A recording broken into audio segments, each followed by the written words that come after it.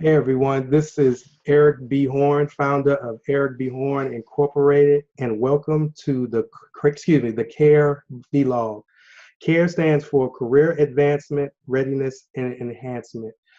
On this blog with myself and Nissar will introduce himself in a minute, we talk all topics based off of career management. Career management is a huge gambit, regardless if you are entry-level professional or an executive. There are so many topics that uh, professionals endure every single day that when it comes to their career that they don't talk about. So what Nassar's and our mission is to give you that content so you can take it back and employ it into your own career. But before we get into our topic, which is planning and goal setting for 2018, Nassar, please introduce yourself to everyone. Hi everyone, my name is Nissar Ahamed. I'm the founder and managing editor of the career blog or publishing platform called careermetis.com. It's a site geared towards providing career advice for job seekers and freelancers. And one of the topics the topic that we would like to talk about today is something is what we call planning and goal setting for 2018. You might be wondering, just for the record, this is October when we are recording this episode. Why are we talking about 2018 right now? What we're talking about is counter to what a lot of the people are used to doing. Everybody knows New Year's resolution. Everyone waits till January 1st to set their first goal or what they want to do. Actually, December 31st, when they are high on the New Year's Eve, they want to do it. But I think it's important that you look at Q4 of any year as that stepping stone as you're planning in 2018. Start working on your goals today. So when you set a foundation today, so when 2018 starts, the new year starts, you're actually on a good path already. You're not starting all over again. And I think Eric and I can talk about how initially when you start something new, a new job or a new career or new planning, there's a lot of grunt work that it goes out in the initial phases. So that's why don't you do the grunt work right now? So when you're starting out in January, you are well ahead of the pack. I can talk about more ideas, but I want to hear Eric's thoughts on this, why it is important to start planning right now. First and foremost, the Nassar, we are definitely on the same page when it comes to planning. First and foremost, start now, or start when you see this video. Do not wait and start to plan when everyone else starts to plan. If you do something when everyone else starts to do it, you are not ahead of the pack. You are in the pack, which puts you behind the career 8 ball or the career planning 8 ball, so to speak, right? One of the things that someone, actually a mentor of mine, told me, you need to start thinking like a corporation. And I didn't understood what she said by that, but she was saying, just because you are a human being, and I know that you love to plan and create goals and things of that nature, most companies plan a year ahead.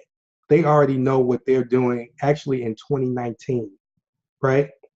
So that kind of overwhelmed me because I'm thinking, I do not know what I want to do in 2019 initially, right? Mm-hmm. But she said, okay, at least start to every Q4, like Nissar said, should be an indicator to say, hey, what do you want to start doing in the next year? Let's not just say just 2018, because I want people to take this information and apply it towards Q4 of every year moving forward for the rest of their lives, right? But we're moving into 2018 because we want to make sure it's relevant, right? Mm-hmm. But plan out what you want to do. And I'll talk about what I specifically do through that process. But just have at least start the thought process to say, what do you want to accomplish in 2018? That what you can do is just take a notepad and start writing down your thoughts and your ideas and things of that nature. Mm-hmm. And you start to work on that at the beginning of Q4. You'll be able to submit those ideas or already know what you're going to do in 2018. So you are in execution mode as opposed to just planning. Because one of the things that I see people do, whether it's December 31st, they start to plan and they think that, okay, I took one day to plan out my year. That's like an ant trying to lift up a truck. That doesn't make any sense. And it's possible for you to plan out your entire year based off of one day. It takes at least 30 to 90 days to at least just to gain an understanding of what you're going to do for that entire year, right? But and this is another reason. Q4, because the holiday season and things of that nature, people start to rev down. But that's the wrong thing you need to do. You need to start revving up because most people are getting into the holiday spirit. Don't get me wrong, you can still do that, but I'm a lot more jolly and I'm about a lot more thankful when I know what I'm going to do the next year. Let me say that again. For me personally, I'm not saying to do not enjoy yourself and do not enjoy the holiday, but I'm a lot more thankful and I'm a lot more jolly when I know in 2018, here's my plan for 2018, because my plan of execution, let me be more specific, my plan of execution for 2018, because while everyone else is still lost and not knowing what to do, that will separate you from everyone, whether it's your competition, your peers, or whatever the case may be, regardless of what you will want to do. So I say all that to say, do not wait until December 31st, 2017, or just December 31st in general, to start planning your goals. As soon as October 1st hits, that's your indicator to start planning for the next year. That's a great point, right? Like I'm very similar to that, Eric, because when I'm going into the holiday season, I want to go in knowing that once this load time is done, I am actually on a good path rather than waiting last minute. And we all procrastinate, but once you're in the working world, professional world, it actually catches up, causes more stress, right? Stress is anticipation of fear. Like most fear, you're anticipating something that you won't do. But if you plan everything, if you lay the ducks into the row, you can actually start working. So I would take it a step further and say, yes, you can plan 30, 60, 90 days, but also start doing something right now. I'll take a very quick analogy called health. We'll talk about that in another episode, but let's say you're out of shape. Please don't wait till January 1st. I'm telling you, personal experience, January 1st is the worst time to go to the gym because you won't be able to get any equipment. Start going right now. I mean, you don't have to run your entire program. Start making small changes right now. So when January comes, you're already there. You're not starting all over again. So it takes a lot of energy to start something. And I think scientists call this like activation energy. Look at a car. When you start a car or a rocket, when you turn the spark plug on, you are just turning the spark plug on, but your car is going through there's a lot of things happening in the car. The batteries, the energy, to get started. Once you're on the highway or once you're on the road, everything is smooth sailing. But that's the same analogy. Another thing I would like to say is, I think we adults can learn from kids, right? The school year in North America, Europe starts in September. So let's say someone is going into the 5th grade. They know by April, June next year, they will be graduating 5th grade and they'll be going to the 6th grade, right? And the entire school system, parents, teachers, they have already planned the year out in advance. So they start off today, and they already know where they want to be a year from now, and they have a plan. They have like a timetable of things to do. So funny enough, when we grew up as adults, we forget to do that. I'm not talking about something new. We have been doing this in our careers. If you've graduated, if you're in college, they have given you a semester of things to study, courses to take, classes to take, everything. So same thing. I would recommend, think of that analogy.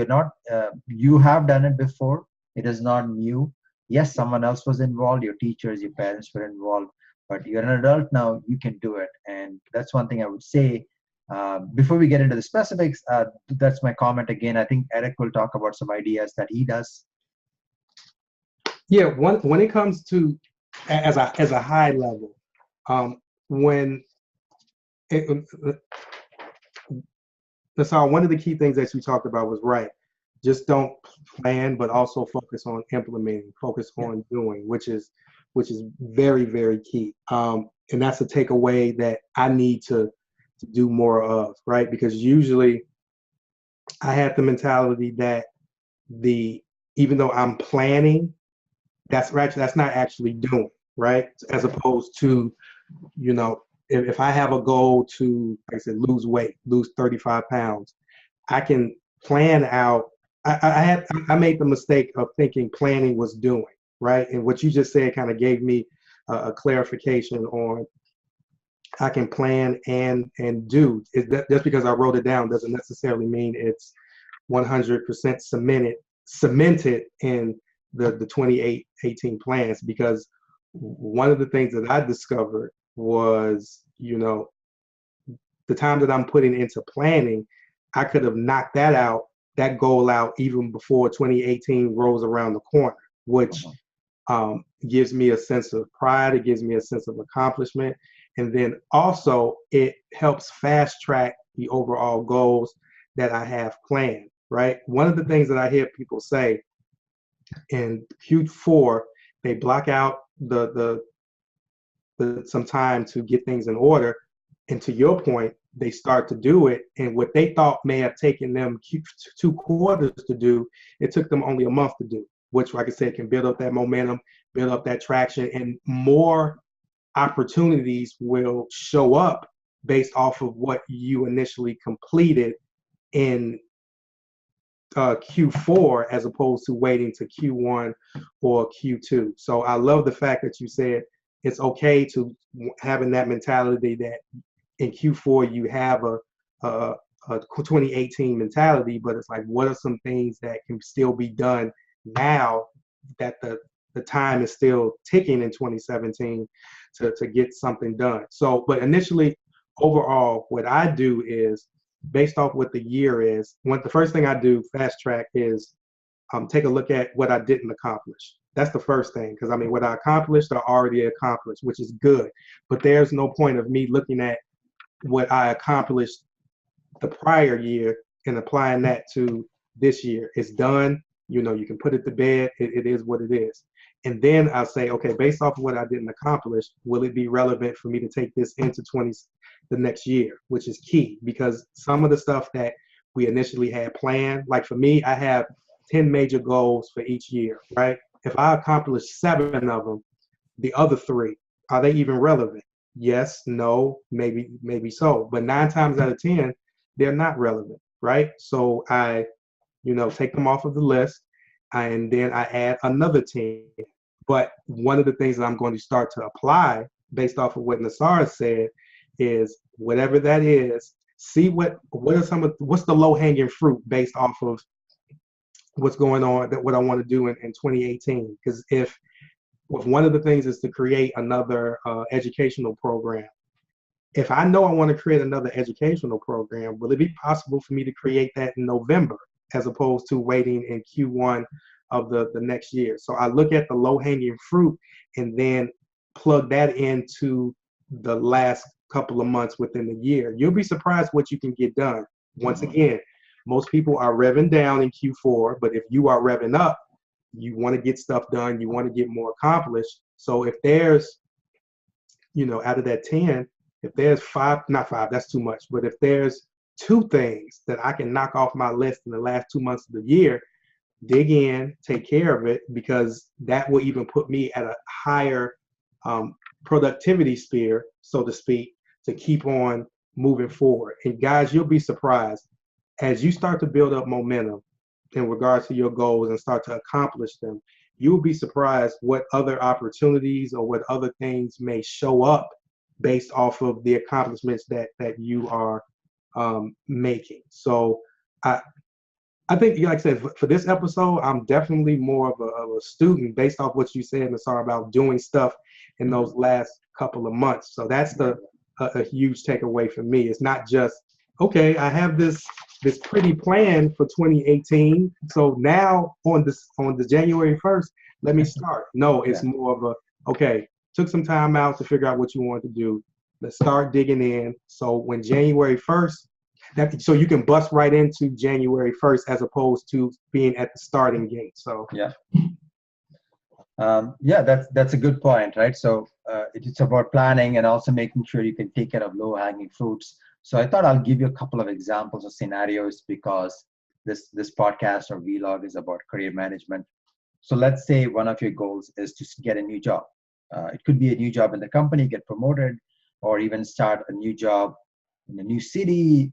It doesn't matter. So you're sort of reached a level where you want to look for something else. So you can say to yourself, my goal is by middle of 2018, I want to get a new job, and you write everything down, like what type of bear, how far is it, what type of job, what type of income. So that's the goal. You have the goal in mind. Be as specific as possible, and then you work backwards and you think about yourself. Okay, these are all the things I need to get a job. So I need to first do my research. I need to speak to people. I need to um, start applying, starting a resume. This is like a 3 to 6 month process. So you've already prepared that as well. And in this 3 months, you can take care of some of the low hanging fruits. I think a low hanging fruit would be um, reach out to people in that industry and ask them for advice, right? Let's say if you want a new job within your own company, have a discussion with your boss and say what is available with discussion with HR, because now you're able to get them at a good time. Everybody is sort of in a jolly mood, November, December.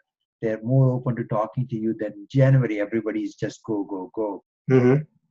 Another scenario is, like, say, another example is, let's just want to expand on, let's say you want to take on a major project at work. By the end of 2018, you want your department to take to another level. Have some internal meetings starting right now. This happened recently. I had a discussion with my manager at my work, my boss, and we discussed about what are some of the things we could do leading into March, June 2018.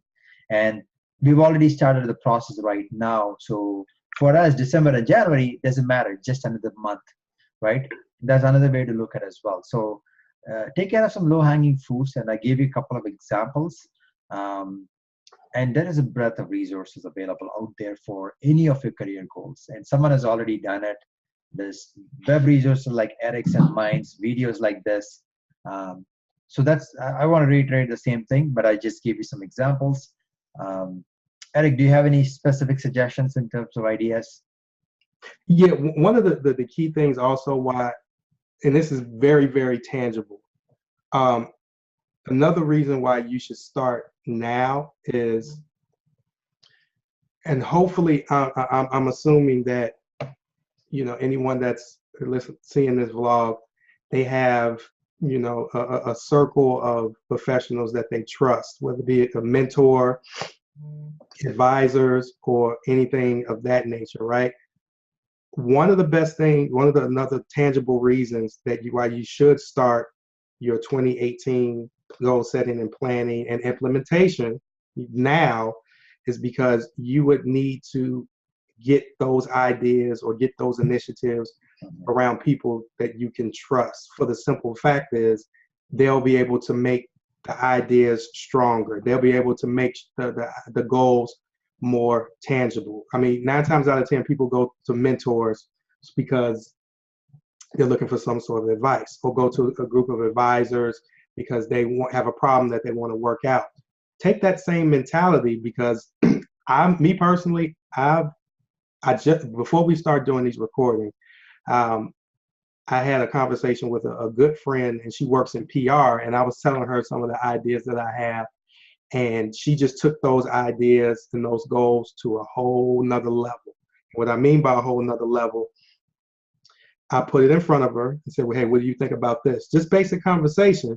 And she said, well, it'll make sense if you do this, this, this, this, this, this, and this, because my circle of ideas is only here. However, if I get to the point where I put the goals and ideas that I would want to do in the future in front of trusted individuals, they can make it 10 times, 10 times, 20 times, 100 times, a lot better. So it puts you in a position where you can have a good 2018 or a phenomenal 2018 based off of, putting your ideas on paper, excuse me, and bringing it to people that you trust. And I say all that to say, I was kind of long with it, guys, but another way, the reason to start now is to get those ideas in front of other trusted individuals to make make them better, or, help you fast track those ideas, or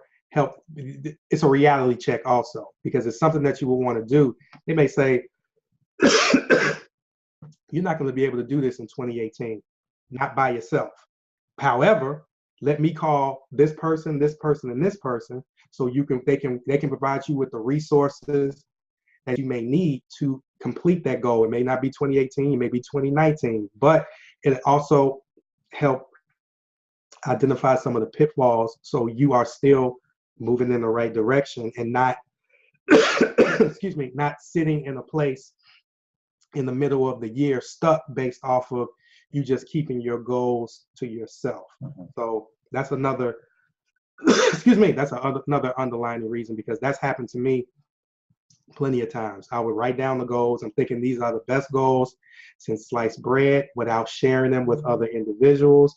And in the middle of the year, I'm stuck. And then I find out, if I would have shared it with this person, I could have gotten it done possibly the year before with those last couple of months, or I could have gotten it done a lot faster and taken a lot of stress away from the process of getting that goal done. So share your sorry guys, share your goals with people that you trust, because they can take those goals to another level. Okay, awesome. So as we wrap up, I would like to challenge the audience to do a few things here.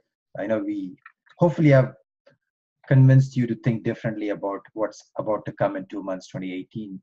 So a couple of things. Number one, decide right now where you want to be towards the end of 2018. What is one of the major career goals or even life goals that you want to accomplish? Create a plan.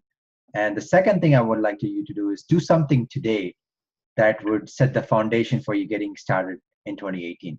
So that's my challenge to the audience. Eric, any last words before we wrap up? Long story short, just start now, guys.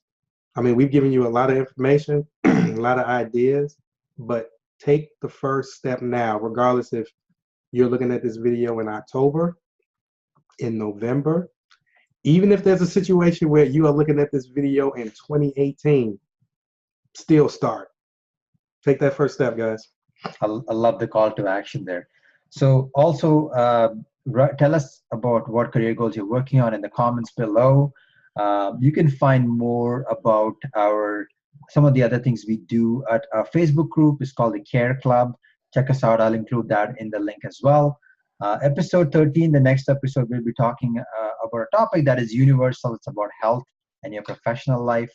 Until then, until next time, it's Nissar here and Eric signing off. See you guys in the next episode. Have a good one, guys.